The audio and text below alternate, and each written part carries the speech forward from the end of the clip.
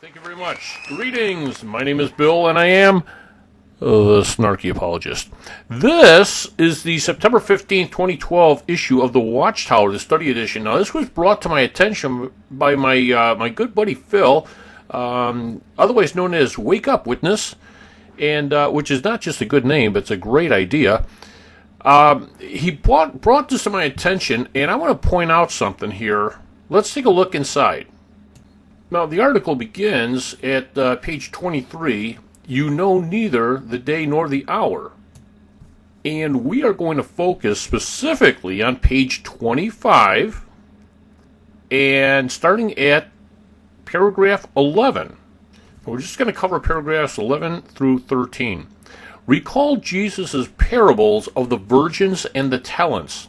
If the virgins or the slaves in those parables had known when the bridegroom or the master was arriving, they would not have needed to keep on the watch.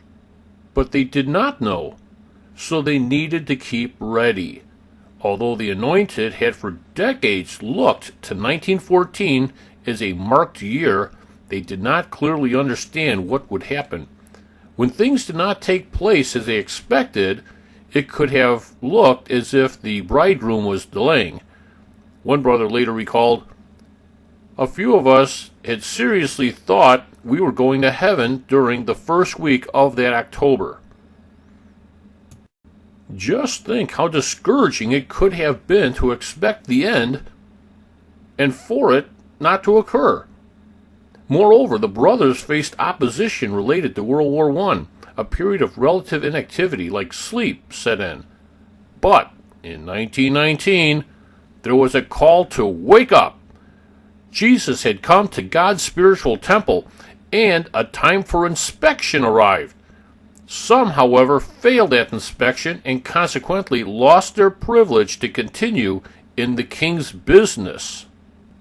It was as if they were not diligent in replenishing their supply of spiritual oil, like the foolish virgins. And like the sluggish slave, they were unwilling to make personal sacrifices for the sake of the kingdom. The majority of the anointed ones, though, showed unshakable loyalty and a strong desire to serve their master, even during the difficult war years. All right, now just to take a look at this, the heading of that passage, "Anointed ones prove themselves ready," okay? On the right column, it says a period of relative inactivity, like sleep set in. But in 1919, there was a call to wake up. All right, so now here's Jesus comes to God's spiritual temple, and for a time of inspection had arrived. This is where Jesus returned, and the Watchtower says, found them. They were waiting. They were not like the foolish virgins who had run out of oil and they fell asleep, and they were watching, and they were waiting for the master's return, and they were really on top of their game, right? Well, no. No, they weren't. See, that's the problem. But they don't want to say that. They can't say that. But I'm going to prove to you that not only was the Watchtower Society not watching and waiting for the master's return, they didn't have oil in their lamps. They weren't even looking, because they felt and taught that Jesus was present. Now let me roll this out for you. We're going to look at Watchtower documentation to see if the Watchtower documentation aligns itself with the Watchtower documentation you're reading here. Or are they trying to pull a fast one over on you? Which they always do, unless you're a witness that has woken up. Okay, now we're going to take a look in the Proclaimer's book on page 133. And in the highlighted yellow area by the half circle, we see, from Mr. Barber, editor of that publication, Russell also came to be persuaded that Christ's invisible presence had begun in 1874. Now, you'll see that asterisk there. You can go ahead and read that the highlighted footnoted point. However, about about 3/4 of the way down, you'll see where the sentence starts. A clearer understanding of biblical chronology was published in 1943 in the book, The Truth Shall Make You Free.